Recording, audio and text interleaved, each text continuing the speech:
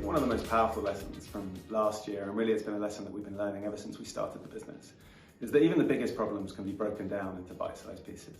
When you look at building a business in the first instance, or even you look at entering a new market or building a new product, it can seem pretty daunting. But if you can break it down into small bricks, the smallest bricks you can, and you can keep laying one brick by another brick, day after day, you can achieve really extraordinary things.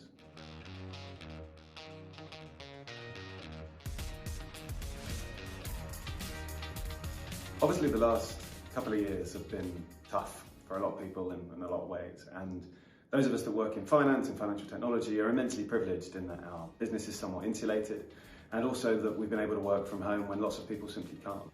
So it's always interesting as we kind of find ourselves in this position to figure out how we can give something back. I'm a big fan of Ray Dalio, the guy who founded Bridgewater.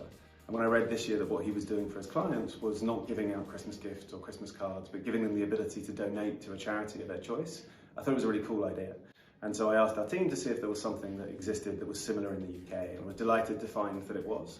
I was even more delighted when we received countless messages from a bunch of our clients telling us how grateful they were for the opportunity to donate to charities that really meant something to them, and in many cases, in fact, had lots of personal significance.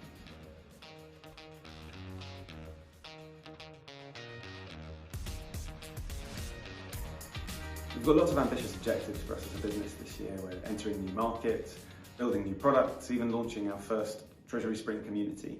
But for me personally, the most important objective of 2022 is to make sure that we keep the same team spirit and culture that's got us this far, to keep the same agileness, togetherness and energy in the face of exceptional growth targets that we set for ourselves.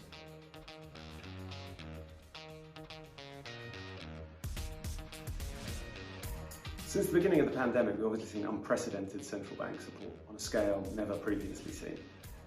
It's very difficult to know exactly how that will manifest itself, but I'd be really surprised if there weren't unintended consequences. Even more difficult to pick out what those unintended consequences will be. Runaway inflation looks like the most likely candidate. It could be stagflation, it could be zombie companies, it could be an everything bubble. But whatever they might be, I'd be surprised if none of them materialise. So watching out for those unintended consequences as we hopefully can sign the pandemic to the rearview mirror and engage in and find ourselves in a little bit of stability is something I think that's worth keeping an eye on.